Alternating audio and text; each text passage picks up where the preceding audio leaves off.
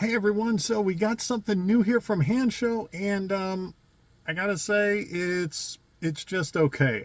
So let's take a look at it. Okay, physical buttons. All right, seems really cool. Like something that we need, something that would just be like fantastic. We got a sharp display here in the center, which this is in Celsius.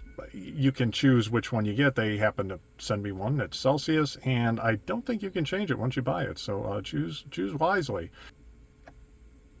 Here we can change the color of these little LEDs back here. Okay, pretty slick.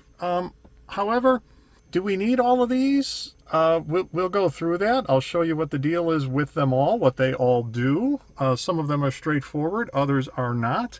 And most importantly, they don't all seem to be working. Now, it could just be me. I've got a brand new 2024 Highland Model 3 Performance.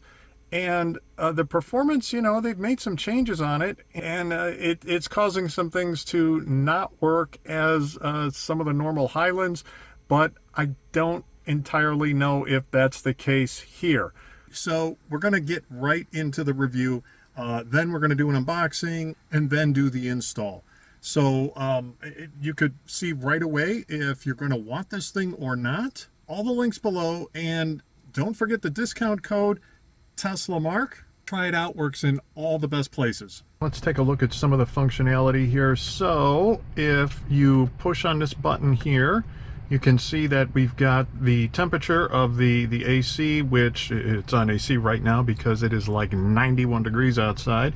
They sent me one that was set up for Celsius. You can choose that when you order. However, so this is pretty slick. We've got this right here on the screen, so it's not really a big difference. So actually, let me see if this changes. So what's interesting is when we change it here, we can see it changing there. However,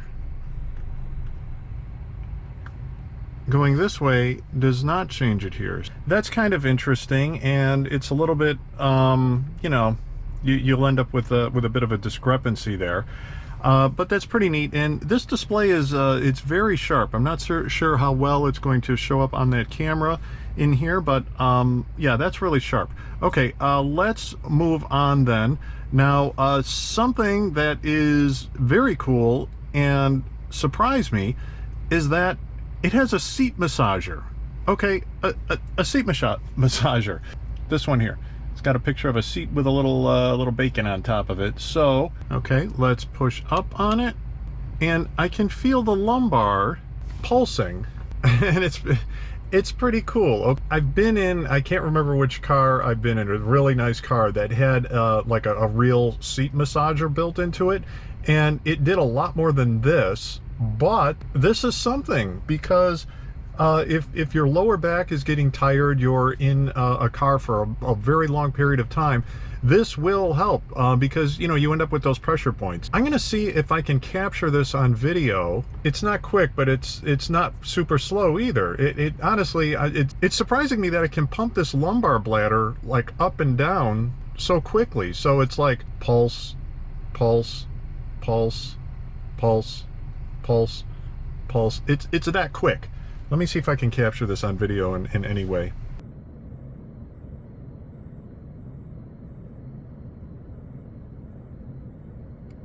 Okay, I think this is going to show up a little bit, maybe. But anyway, it's pulsing. I'm not speeding this up at all, but it's pulsing at about that rate. Some of the other things we've got here is that we can put it in drive, put it in reverse, but again, if you've got a reach here for the screen, you kind of have it here too. Oh, and by the way, I do have the Stalks. HANSSHOW, even though this is a Highland, HANSSHOW has Stalks, and I love them. Not necessarily for the park reverse neutral drive, although honestly I do like that feature too, but for the blinkers, I'll put a link to that video up there. And then also we've got here, we can put it in park. And then, okay, here we've got the hazards. Okay, Again, that puts it in park, so we got park, drive, reverse, hazards, and then here we've got turn signals. But, you know, again, if you're fine with the thumb buttons, or you've got the stalks, because you know this works for not just for the Highland, but it works for many different models, or for the for the Model 3, Model Y. You know, if you've got the buttons and you're okay with those, I'm not sure why you would reach down here and do these. So okay, here this opens the rear left door, and the rear right door would be here. So that one open, you can't see it, and then here that opened the passenger door. Now this one I do like, because to open that door, honestly, that's a nice quick button to have to open that passenger door, because otherwise you're either, you know, reaching over or you know, trying to figure out how to open that thing for people. And having a button just right there, that is maybe #1 right now in terms of valuable features, in my opinion. Fan speed too is convenient. Temperature here, you know, you've got that here already, but here fan speed, that's pretty nice and quick. Otherwise you've got to kind of tap into the menu and play around with that. Let's move here. Rear trunk, you know, my model has the power trunk, which is nice. Opens and closes. That's pretty slick, because it's like right there, again, a button. Tap down, opens up your frunk. I don't have a power frunk, so that's just going to stay open. This is supposed to preheat your battery. So this would be like if you set up to navigate to a supercharger, it will do preconditioning, and this is supposed to automatically do that. However, and I'm not driving right now, so I don't know if this would work or not, but this is one of the first things that I did check, because I was interested in that, and it wasn't working. It didn't do, it wasn't putting it into preconditioning, yet when I set my car to a destination of a supercharger, it did go into preconditioning. So it was in the right conditions to be able to enable preconditioning, yet this wasn't doing it. Okay, the other part here, if we go up, oh no, it did open up the charge port. Okay, and it closes the charge port. That's pretty cool. This here will move the passenger seat. Okay, so you move this up and down. I'm pushing on it down, and this moves the seat up, but at the same time it also does the seat back. Let's see if I can get this all in the view here. So it's pushing down and pushing up. So I don't, you know, that's strange to me, because you normally, I don't see you doing both of those at the same time. So I don't know, because even if I want the seat back, I'm not necessarily going to want the seat back down. So I don't know. I don't know that that's really worth anything. And if you have a passenger sitting there, they're definitely not going to be using this button, because they're going to want to do what they want to do anyway. And they've got the buttons right there on the side. So let's move on and see what else we've got here. Okay, so this locks all of the windows and door locks. And this basically turns the interior lights on in the car. All right, so let's take a drive and see if we can get anything else to work.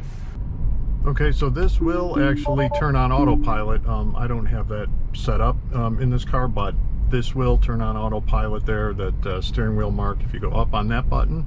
And then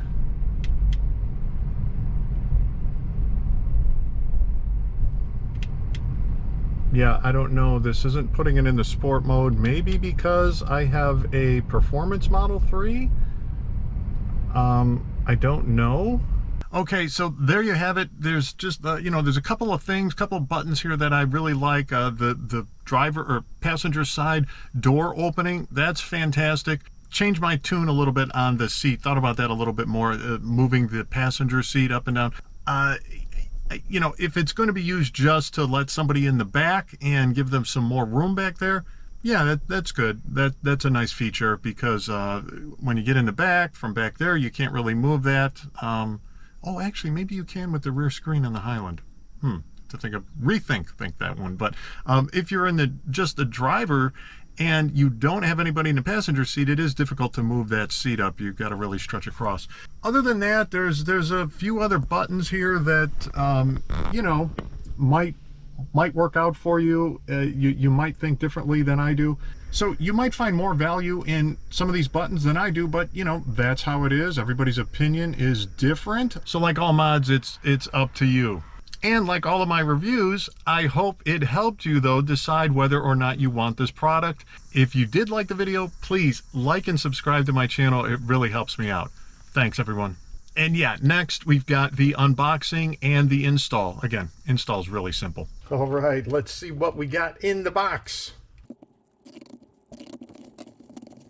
Ooh, the buttons, the cyber buttons. All right. All right, warnings, disclaimers, installation manual, which you don't need because you got me.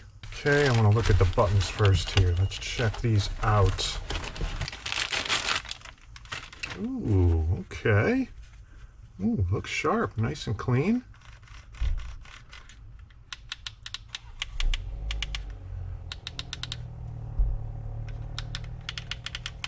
All right. Pretty good, pretty good. Looks like it clips on the bottom of the screen. Does this push? Oh yeah, this is a button. I wonder if it's just, feels like just kind of, I thought this might have like, you know, 4 or 5 buttons in here, or 4 or 5 different functions, but I think it's just one, but we'll find out. All right, all right. What else have we got? Okay, some kind of remote module. And wiring harnesses, which we will get into. And then, okay, probably hooks onto here somehow. All right, the difference here is that this one is for the Model 3, 2024 and above, so Highland, and this is for the Model 3, older Model 3 and Y. To make the install even easier, this remote module, this goes in the lower right footwell. We'll show all of this. You plug this, you know, this goes into the computer, this goes into power, and then this goes into the remote module. So this will send signals to this, so you don't have to run the cable all the way over, which can be kind of difficult. So that is really nice. Looking forward to this. This should be able to be installed pretty dang quick. So let's get on with it. All right, take this trim piece off. Actually, I had already kind of pried it. You can pry it from down here and do this. And actually, pull this off first. Makes it easier. And I'm going to see how easy we can make this. Ooh. I just had this apart, all right? That's why some of this is already a little bit taken apart. There's typically a push pin thing in there. You pull that out. And can we get at, we can't really get at everything here. Okay, we have to pull this guy out, which means we'll just pull this out here. Let's see if I can hold this camera. Pull this up. And then this just basically pulls back and we can get at it. We can get at everything. And I already have, oh, this is for the Stalks. Okay, so typically you would have, by the way, I did power the car down first. It is better to power the car down before you start plugging and unplugging everything in, although I've seen many people leave the car powered on, and I'll show how to do that to power the car down via the screen. But I've seen many people plug things, unplug things with the car still powered on. I don't know how. I don't think it's all that risky. So anyway, with that said, typically your car would just look like this. This is just an open access port here, and this would look like this would be plugged directly into there. So there would be something plugged into this port, but I don't think anything would be plugged into this port. I already have some stalks plugged in, so you can double these up, no problem. If you have two different devices, all kinds of accessories, that is no big deal. You can daisy chain these guys. Okay, except, why isn't this, oh, is this backwards? I do, jeez. Okay, that plugs in there. And then if you have any other accessories or anything, you plug it in there. Otherwise, you don't need to. Most people, most cars would just leave this end open, and that would take the place of this open port. Again, no need to worry about that. Right, then you would take whatever is plugged in there and tap in.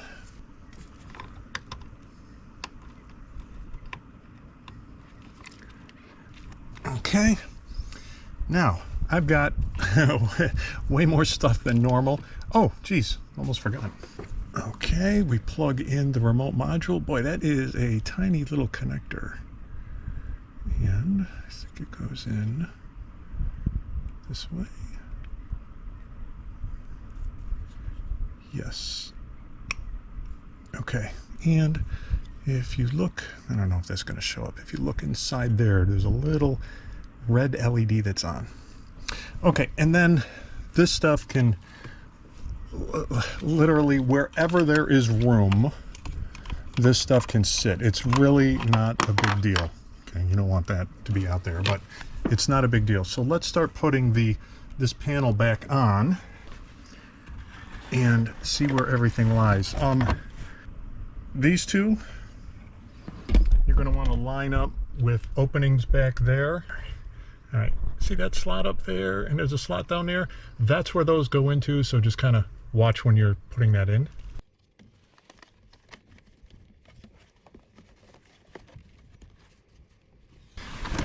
Okay, maybe get your floor mat out of the way. That helps.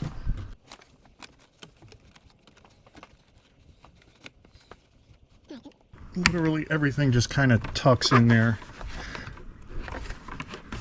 There's like a bunch of room typically. And then here you can see where these all need to line up. There. And just start pushing it down. Just push in, put that push pin back in. This trim, there's no glue on this at all.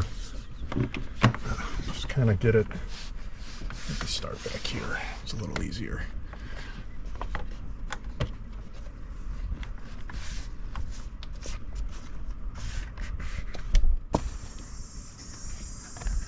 Okay. This goes back in, just line up all the tabs with these in here. You can kind of see where it came out. But once you have everything lined up, you can push this stuff back in. Then, okay, why isn't that going in? Oh, I gotta push that in further. Ugh. Okay, here we go. And I have to take this out again. I'm just doing this for the video. Otherwise, I would have put that little push pin thing in there to hold this in better. All right, I'm sorry about that. All right, otherwise we are back in action. And that's the hardest part of the install right there. And that, you know, I don't know, 15 minutes if you've never done it before. So nice. Now let's install the actual buttons onto the screen. Okay, now one side of this has like the hinge piece. Make sure you grab the right piece here for your model. Let me see, it goes on this way, so you have this rubber part facing the same as this. And then let's put this here. And then on the other side, I am just going to be clipping this down. I'm just too lazy to move that camera.